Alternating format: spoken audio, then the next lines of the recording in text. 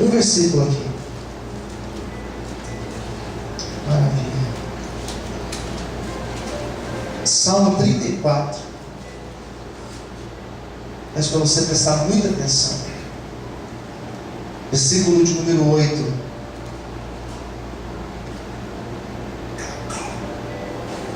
Glória a Deus.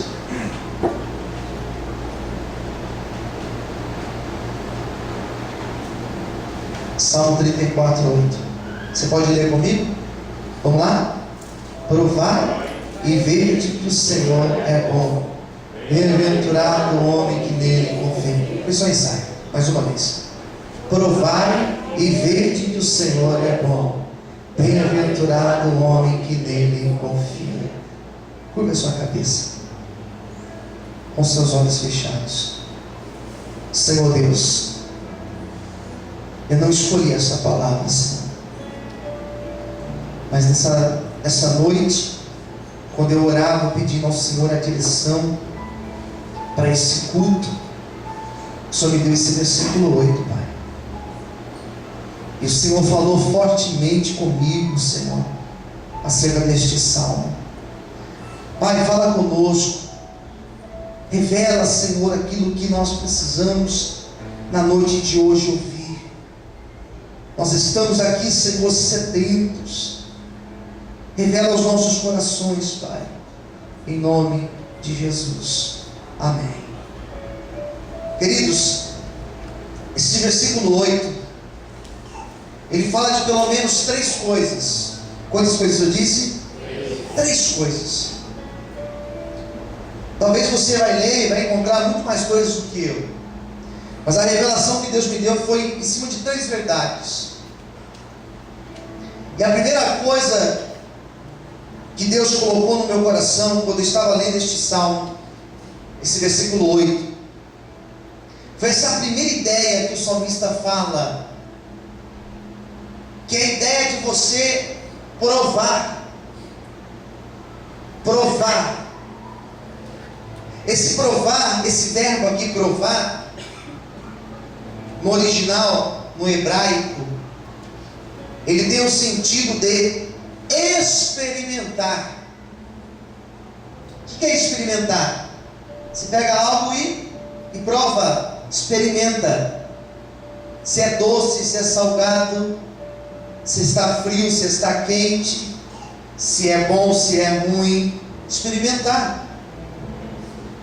Esse versículo aqui, 8, ele fala assim: experimenta o Senhor. Não é provar no sentido de eu vou colocar à prova Deus. Eu quero ver se Deus é Deus. Quero ver se Deus existe ou não existe. Quero ver se Deus é poderoso ou não é. Se Ele é grande, se Ele pode. Não é isso. Deus pode. E Deus não tem que provar nada para mim e para você. Ele já provou um dia. Amém, queridos? Quando Ele nos deu uma vida nova, né, pastor?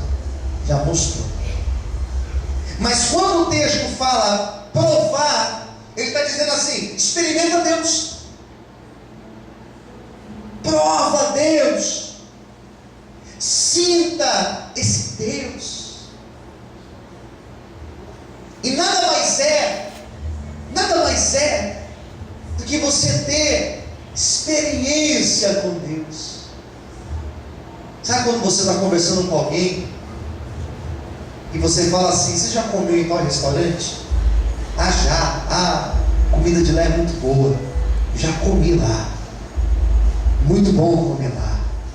Já tomou tal coisa? Já tomei. Tem um sabor amargo, tem um sabor doce, tem um sabor assim, né? É uma coisa. Quando você nunca experimentou, fica difícil para você falar. Esse texto fala que nós podemos experimentar Deus, podemos desenvolver uma experiência sobre Deus, ao ponto de alguém chegar para você e falar assim: fala-me sobre o seu Deus. E você falar: sobre o Deus que eu creio, que eu sirvo, eu posso falar sobre Deus. Esse Deus me deu uma nova vida. Esse Deus me tirou de uma depressão que eu estava terrivelmente atormentado. Esse Deus me tirou de uma miséria que eu vivia. Esse Deus me tirou do fundo do poço que eu estava.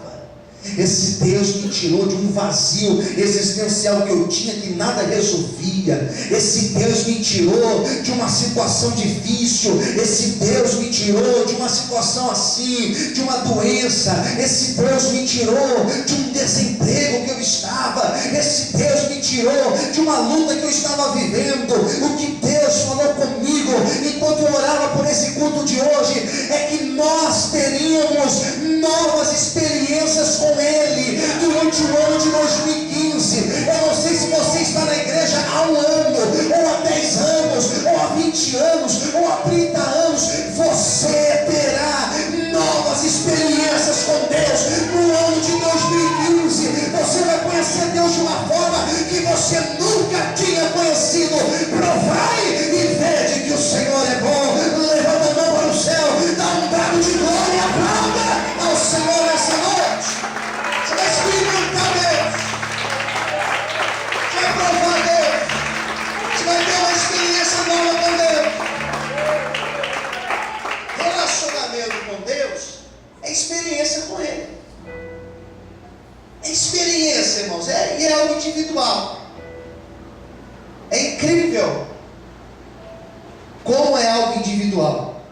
É incrível. Quem é casado aqui, por favor, levanta a mão. Casado, casada. Olha, a tua esposa vai ter uma experiência com Deus e você vai ter uma outra experiência com Deus. Eu e minha esposa é pastora, eu sou pastor.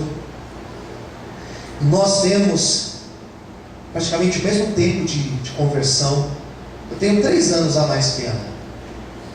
Eu me converti em 93, minha esposa se converteu em 96. Mas as nossas experiências com Deus, elas são bem diferentes. Nós falamos do mesmo Deus diferente, porque eu tive algumas marcas que ela não teve, e vice-versa. Experiência com Deus é algo que somente eu e Ele. É eu e Ele. É você e Ele. Posso ouvir amém? E o interessante é que nós podemos passar por lutas parecidas, mas essas lutas elas vão trazer um efeito diferente nas nossas vidas. É incrível como o mesmo casal, o casal passa pela mesma luta. Um casal passa por luta com o filho, mas cada um tem uma experiência em cima disso. O casal pode enfrentar uma luta financeira, os dois juntos, mas cada um vai ter um jeito de passar.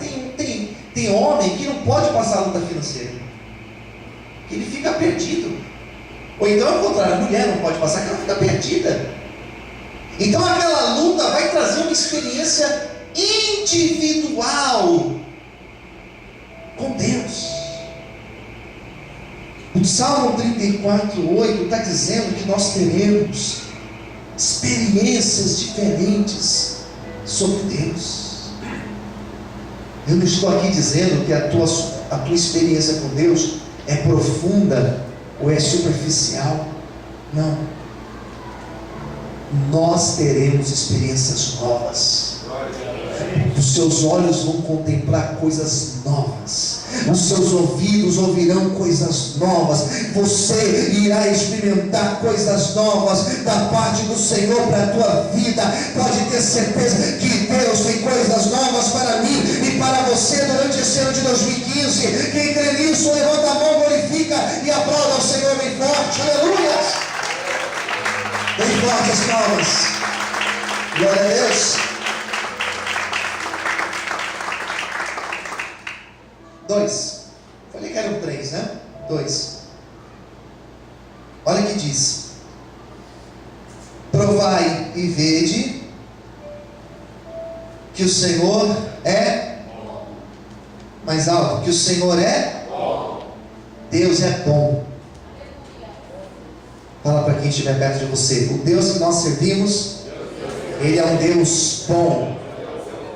Hein? Esse bom aqui, esse adjetivo dado a Deus, fala que Ele é a bondade em si. Ele é totalmente bom. Totalmente bom. Entender a bondade de Deus é uma das coisas, teologicamente dizendo, uma das coisas mais complexas de entender.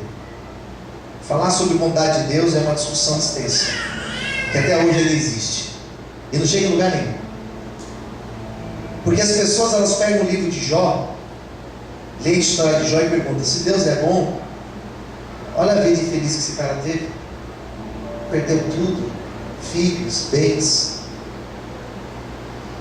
Nós falamos da bondade de Deus e nós nos deparamos com pessoas que estão sofrendo agora, fazendo quimioterapia no hospital do câncer. Nós falamos da bondade de Deus e encontramos crianças que nesse exato momento estão sendo abusadas, sofrendo um trabalho escravo, sofrendo abuso sexual, às vezes pelos seus próprios pais. E nós falamos: cadê a bondade de Deus? Nós falamos da bondade de Deus e nós pegamos o carro e fomos até o centro da cidade e encontramos não centenas, mas milhares de pessoas, milhares, morando debaixo de uma ponte, morando em cracolândias, se destruindo. E nós olhamos e falamos assim: meu Deus, e a bondade do Senhor? É difícil falar isso. Nesse exato momento tem pessoas sofrendo. Nesse exato momento tem pessoas que choram a morte de um ente querido. São pais que perdem filhos de forma prematura. E nós olhamos para um texto como esse que diz que Deus é bom, e às vezes nós perguntamos: mas onde está então a bondade de Deus? Não é tão simples falar da bondade do Senhor. Mas esse texto que nós acabamos de ler diz que o nosso Deus, Ele é bom. E eu creio na bondade de Deus. Eu creio na bondade do Senhor. E creio que Deus, Ele é tão bom que Ele nos deu a liberdade de nós escolhermos, de nós tomarmos as nossas decisões. Pastor, mas Deus não é bom? Sim. Mas Ele não pode deixar de ser justo, apesar de ser bom. Ele é bom, mas Ele não pode deixar de nos dar a liberdade de nós escolhermos. Ele é bom, mas Ele deixou que o homem tomasse as suas decisões, suas escolhas, até se ele quer ou não quer estar na presença dEle. Por isso que Deus é bom. Ele poderia ter nos feito em série. Ele poderia ter feito o ser humano tudo lá na China, dentro daquelas máquinas, e sair tudo igualzinho. Mas não. Ele te fez diferente. Muito diferente dessa pessoa que está sentada ao teu lado. Porque Ele é bom. E quando eu digo que Deus é bom, observe que o texto fala de experiências, não é verdade? De experimentar. Quando eu falo que Deus é bom, eu não estou dizendo que por Ele ser bom, Ele não vai deixar que problemas aconteçam na minha vida, que crises aconteçam, que lutas aconteçam.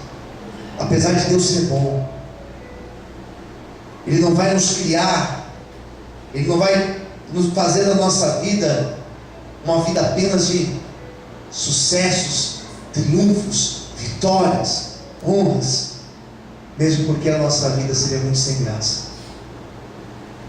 Imagine se nós torcêssemos por um time que ganhasse todos os jogos, ia perder a graça. Quem concorda, diga amém.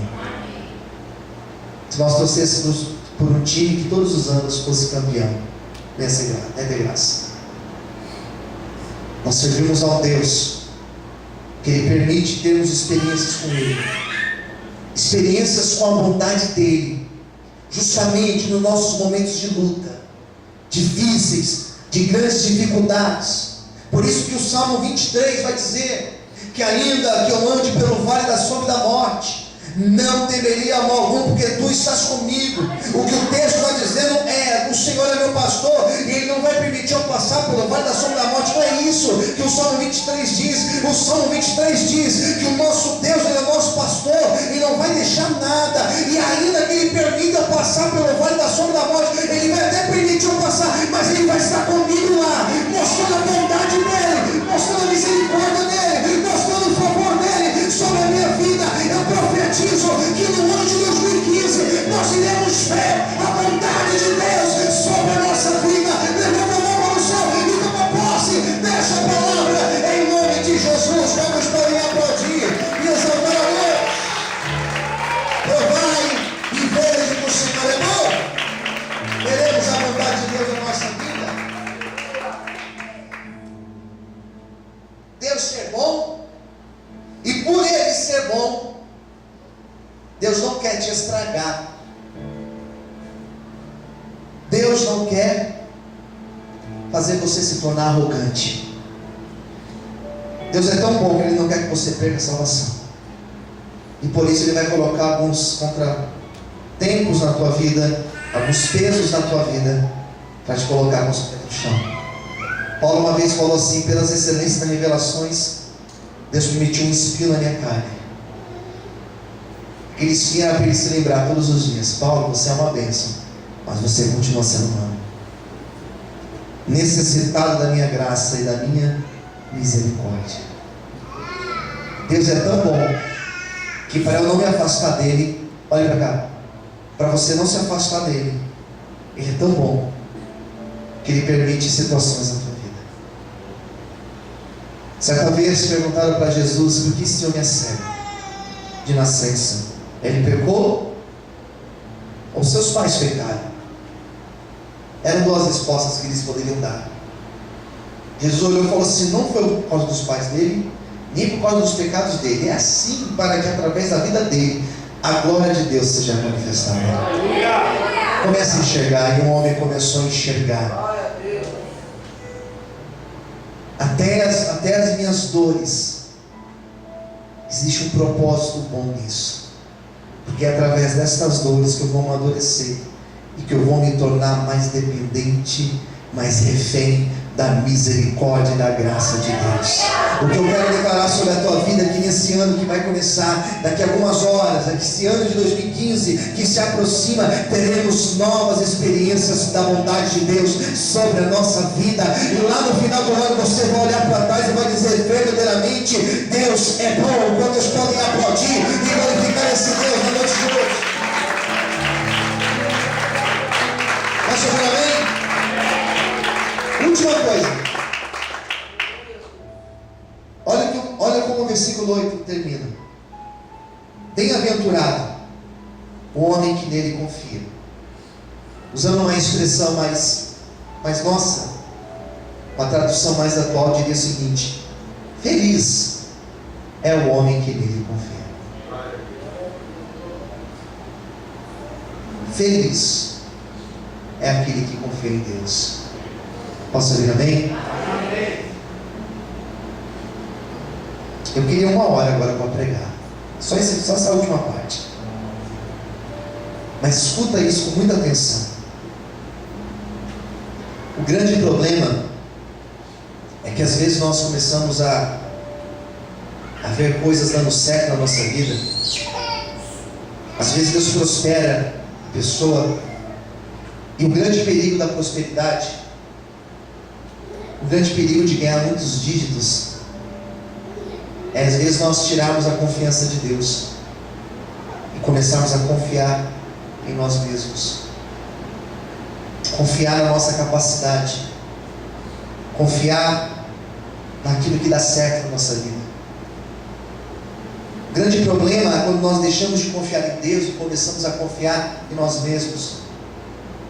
Quando nós tiramos a nossa confiança de Deus e começamos a confiar no outro, em promessa que alguém fez, daquela porta que foi aberta. Quando nós tiramos a confiança de Deus colocamos em outras coisas, nós corremos um sério risco de perder, de arrebentar com a cara, de se perder na vida. Por isso que esse versículo 8 diz claro: um homem que tem felicidade na vida é um homem que ele não confia em si próprio, ele não confia nas pessoas como sua base, mas ele confia no Senhor. Ele coloca toda a sua confiança no Senhor. O Salmo 91, esse Salmo 91, o versículo mais apaixonante do Salmo 91, para você entender, pega aí o Salmo 91. É difícil eu ler mais de um texto na hora da pregação, mas olha o que diz o Salmo 91.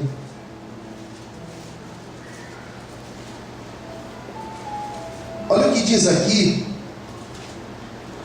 versículo 9: porque tu, ó Senhor, és o meu refúgio, o Altíssimo é a tua habitação, nenhum mal te sucederá, nem praga alguma chegará à tua tenda, porque aos seus anjos dará ordem a teu respeito, para te guardar em todos os teus caminhos. Eles te sustentarão com as tuas mãos, para que não tropeces com o teu pé em pedra. Pisará o leão e a áspide, e calcarás os pés, o filho do leão e a serpente. 14, isso aqui é apaixonante. Pois que tão encarecidamente me amou, porque ele me amou, eu também o livrarei. Poloei no alto retiro, porque conheceu o meu nome. Ele me invocará e eu lhe responderei. Estarei com ele na angústia, livrá-lo-ei e glorificarei. Dar-lhe a mudança de dias, e lhe mostrarei a minha salvação. Sabe quando nós encontramos a felicidade plena? Quando nós fazemos de Deus o nosso alto refúgio, quando nós colocamos a nossa confiança em Deus, quando nós colocamos os nossos sonhos nas mãos do Senhor, quando nós colocamos os nossos projetos na mão de Deus. Eu te desafio nesta noite a você pegar todos os seus planos, você pegar todos os seus projetos. Eu desafio você nessa noite a pegar os 365 dias de 2015, pegar tudo e colocar no altar de Deus e falar: Senhor, eu coloco na tua mão, e eu te peço, Senhor, só dê certo esse projeto se for do Senhor, que esse negócio só vai para frente se tiver a tua bênção. Eu te desafio nessa noite a colocar o teu ano nas mãos de Deus, e tenha certeza que Ele vai te abençoar com a bênção dEle. Quantos podem aplaudir e glorificar o Senhor nessa noite? Feliz é aquele que se refugia no Senhor. Para nós encerrarmos a pregação, eu quero orar. 1 Pedro, capítulo de número 2. Agora eu quero ver quem está rápido de Bíblia. 1 Pedro, capítulo de número 2. 1 Pedro, capítulo 2, versículo de número 1, 2 e 3. Deixando, pois, toda malícia, todo engano, fingimento, invejas e todas as murmurações, desejai afetuosamente, como meninos novamente nascidos, o leite racional, não falsificado, para que por ele vades crescendo. Se é que já provastes que o Senhor é bom. Pedro agora fala sobre o Salmo 34, dizendo que, como uma criança que quando pequena toma somente o leite materno, e ela vai crescendo e ela vai começar a comer alimentos mais sólidos, assim também a nossa experiência com Deus. Começamos com leite e nós vamos amadurecendo. Eu quero encerrar dizendo que Deus, Ele quer que você tenha um amadurecimento nesse ano de 2015. Que você seja sóbrio, que você tenha experiências profundas com Deus, tão profundas, que você seja incapaz de se afastar da presença dEle, de se afastar do altar do Senhor, dos altares dEle. Meu maior desejo nesta noite não é simplesmente que você seja bem sucedido no ano, em tudo que você pôr tua mão. Meu maior desejo é que nós possamos ter novas experiências com Deus, tão marcantes, como foi louvado aqui hoje, que nós possamos nos apaixonar novamente por Ele. É isso que eu desejo para você na noite de hoje. Eu convido você agora a glorificar, aplaudir ao Senhor bem forte. Aplaudir o Senhor em pé bem forte, aleluia.